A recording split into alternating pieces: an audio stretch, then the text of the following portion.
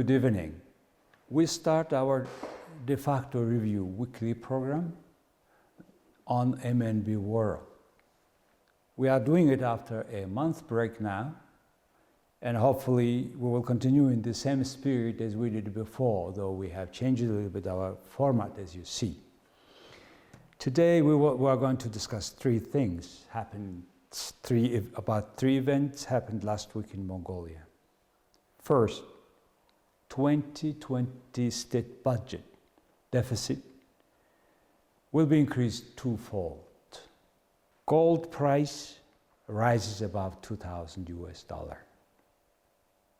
COVID-19 and the stranded Mongolians. These are the three topics I'm going to address. First, about the budget. Ironically, the Minister of Finance, who is re-elected or renominated after the general election, who was completely refusing to amend budget before the election, suddenly announced last week that they will amend the state budget. In fact, they have to do, because there is a substantial lack of revenue in our budget and substantial increase in the expenses of the budget due to coronavirus and many other things usually happen this year, and we have a lot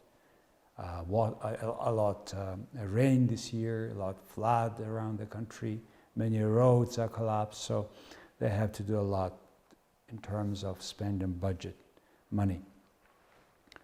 So what are they going to amend?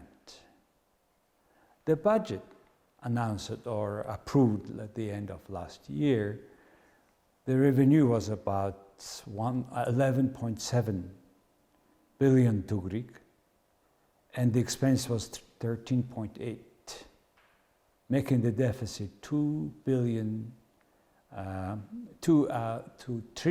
sorry, all these figures are in trillion, 2 trillion MNT, which is about 5.1% of GDP of the country. But now, after 7 or 9 months almost, it is to be changed because, as I said, 1.2 trillion tugriks in budget revenue is missing now due to a decrease of export of mostly coal and copper. Ironically, only Mongolian copper export has decreased. At the same time, many other countries' export to China had increased due to many restrictions coming from Mongolian side, because we have earlier than other countries closed our borders, and then they renegotiated the way how they will export coal. There are substantial addition to the expenses of the budget. 120 billion tugriks will go for medical care due to coronavirus, and there will be children's money will be continued, 100,000 to grow for each family, for each child, till the 1st of October it was planned. Now it will continue to the end of the year. And several investment is cut due to not ready project of the investment or not feasibility study is not ready. So due to that reasons, some total about 1 trillion tugrov will be increased and cut.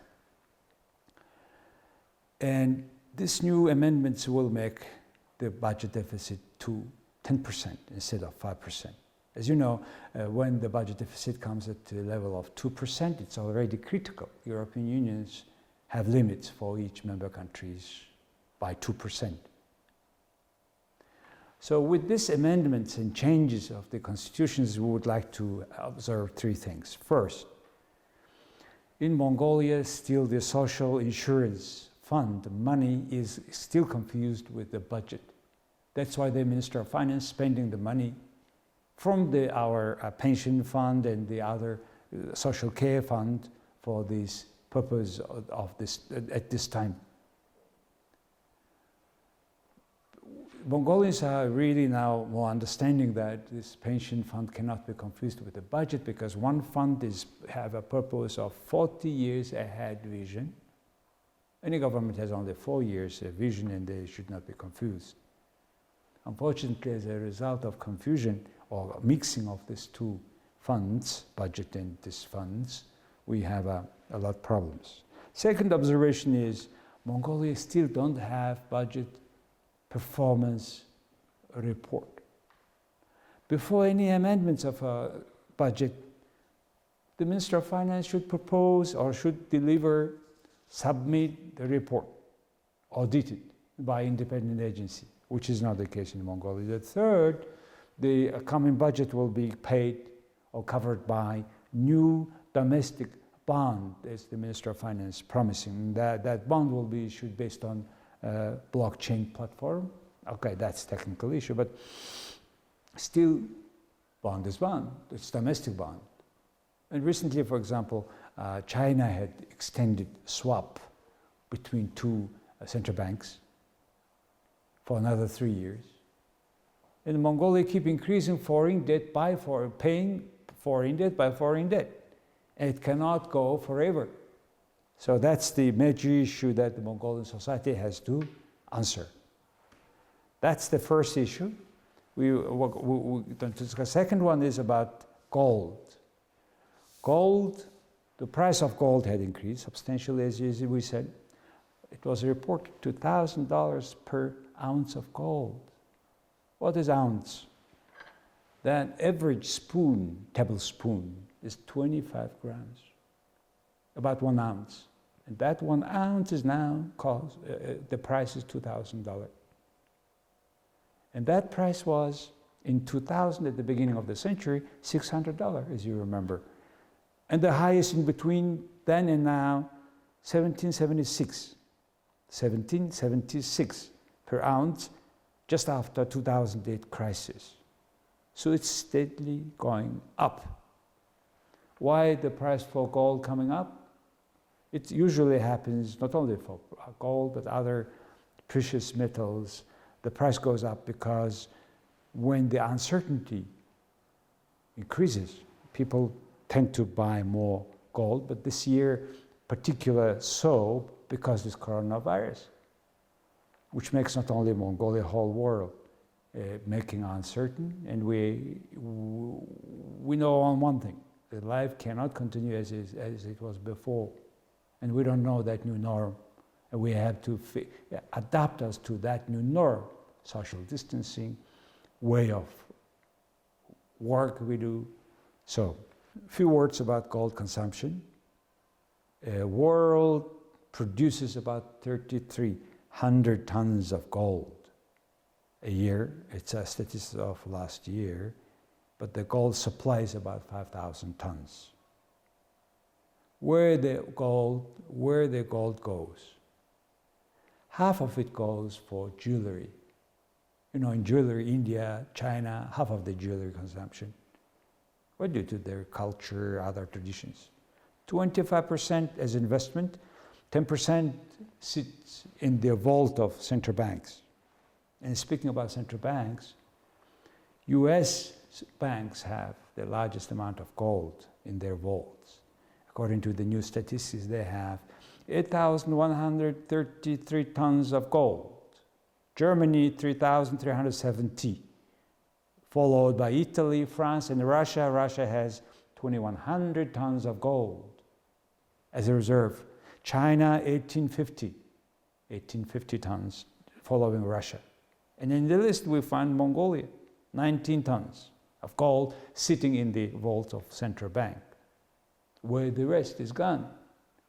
The rest is gone to Europe, because this year, for example, alone, the first 7 months of this year, central bank bought 11.3 tons of gold this year. Last year, around more than 20 tons. Then why we have only 90 tons in the vault? Because the remaining is going to Switzerland or England to purify. and then immediately sold at the international price. That's the reason why Mongolian gold reserve, we call it currency reserve, keep increasing. And this $2,000 per ounce price means $70 million per ton of gold. Then 2016 we have exported 19 tons of gold at $760 million, which says that we sold the gold for $40 million per ounce per ton. 2019, $46 million per ton, and now if we sell it, it is $70 million US. That's good news for the small economy like Mongolia. As maybe you have heard, Mongolia started the second program called Mongolian Gold, Program 2. Program 1 started early 1990s, which brought a lot fruit to the economy, but a lot problem as well. We have lost a lot of lakes, rivers, due to not careful approach by these gold diggers and the government itself, not controlling on time properly. So with this new program, the people are concerned about the environmental impact of this gold production in Mongolia, which is not much substantially changing. So there is a law called Long Name Law, which is limiting gold production in the river basin, in the forests, which this law is not actually was followed very much, and now with this new program we have a lot of suspicion that it may be ignored. So Mongolian society has to pay attention to at which cost we will increase the state coffin with gold. So that's the concern we have. But anyway, increase of gold price is good news for Mongolian economy, and it must be good news also for Mongolian nature. That's the second topic we would like to address today. The third topic today we promised to talk is about COVID-19 and Mongolians stranded abroad. Well, many countries has this problem, and all big, large countries have brought their citizens by this time already back. Mongolia is not, also because it probably per capita it's most traveling nation as well, almost like Germans, So many Mongolians are abroad, and since the end of January, where we have closed schools, we have brought so far, or many of them they came by commercial flights, and since the end of February we have special quarantine for arriving passengers. So far 16,000 Mongolians arrived. Mongolia is closed for foreigners except a few diplomats. According to the Vienna Convention, the people also should have in any conditions travel, and Mongolia is trying to accommodate seats for diplomats on those charter flights who are organized sometimes to the countries that we don't fly at all. Mongolian Airlines, Miat, is flying, for example, was flying to Seattle, US first time, brought over 200 Mongolians there, still another 200 are remaining there. So far we have brought 16,000, as I said, but still, as according to the State Emergency Commission, we have 11,000 requests to come back to Mongolia, our citizens, and they are organizing other charter flights as we speak of. So far, Mongolia only country probably has no death, and we have no infection inside of the country. And we so far today have 293 positive case of coronavirus, out of which 260 are recovered. 33 are now in treatment. 30 is in good conditions, only one person is in bad conditions as of we speak today. Those Mongols, not only they come from charter flights, but also a lot comes from Russia by buses and by train, as Russia also opened their border to Mongolia. So people try to come through Russia to Mongolia, our people. So far we have a lot concerns, of course, a lot claims, a lot strong statement by those Mongolians stranded abroad. So far we have, as I said, 11,000 people want to come to Mongolia back from 55 countries. So it's a matter of collecting them in one of those destinations we fly. So that's every day we are updated about the future possible charter flights. But still many people are complaining because some people who went for treatment, medical treatment or other purposes for a short time, they have no money. So they're staying in very difficult conditions.